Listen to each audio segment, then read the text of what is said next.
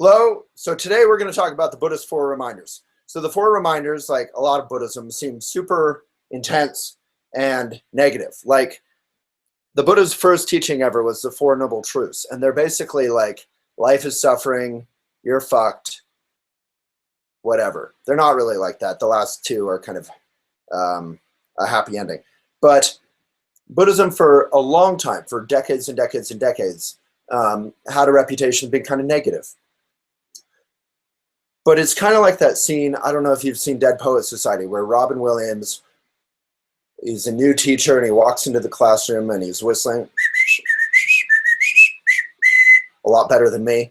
And he leads all the boys out of the classroom and he says, look at all these awards in these cases. Look at the boys in these old photos. They're hopeful, they're arrogant, they're happy, they have dreams just like you.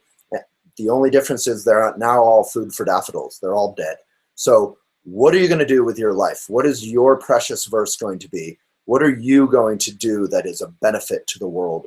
You get one verse. It's like a Walt Whitman line. You get one verse. What is your verse? What is your contribution going to be to the epic poem that is life? So that to me isn't really negative. It's actually powerful and inspiring. Perhaps the most popular, well-regarded commencement speech of all time was given by Steve Jobs, who is, as always, controversial. But what I loved about his commencement speech is it was about, remember, for those of you who have seen it at Stanford, it's on Elephant. You can Google Steve Jobs commencement. He talks about how if he ever wakes up too many mornings in a row not feeling inspired about the day he's about to go do and live, then he re-examines his life. He looks in the mirror and he says, am I excited about this?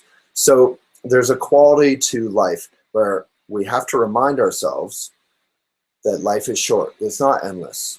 Life is like a long version of a movie that you're watching on Netflix, and it has a beginning and an end, a middle. It's like the seasons, summer is fantastic, but it's already July. Where did June go? So life is precious and fleeting.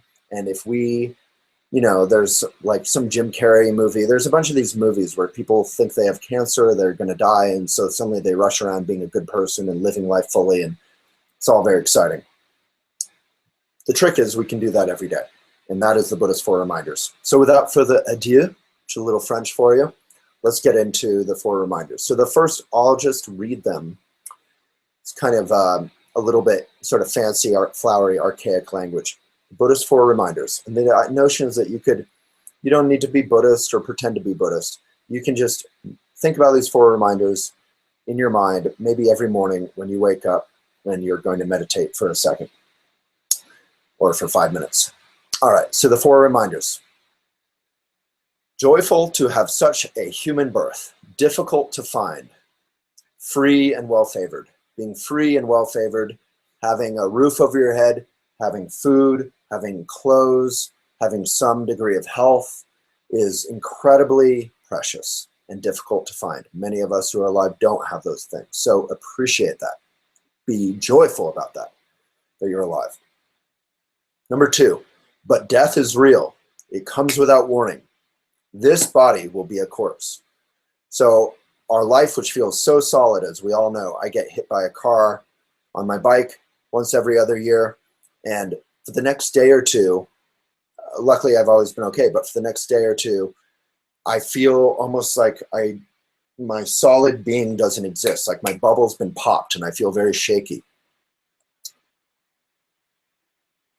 So life is but a bubble. This body will be a corpse. Unalterable are the laws of karma.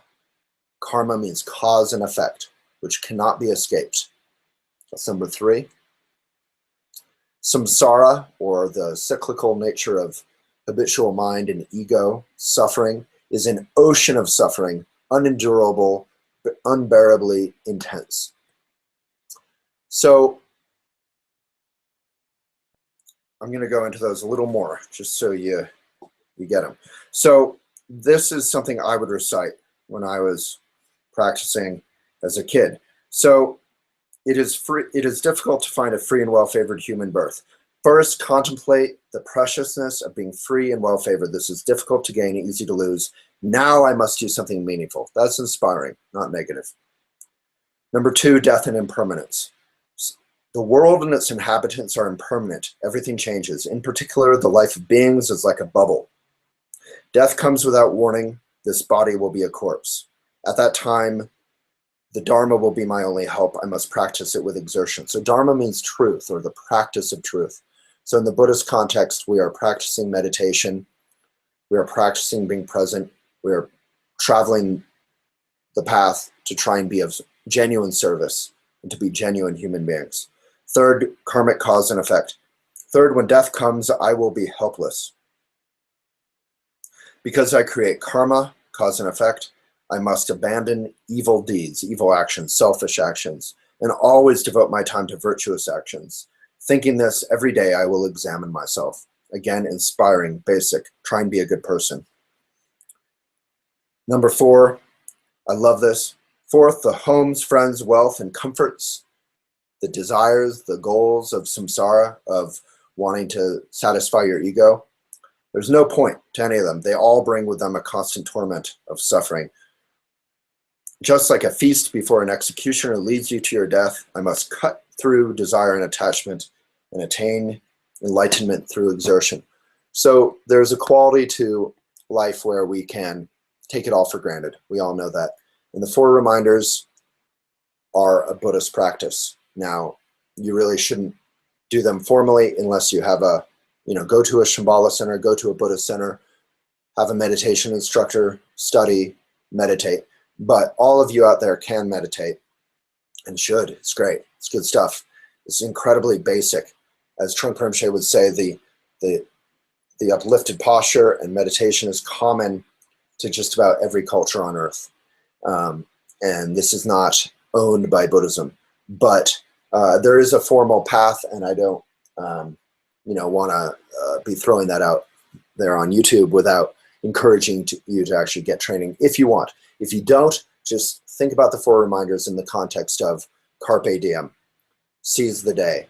Appreciate your everyday. When you wake up, say, I am joyful to be alive.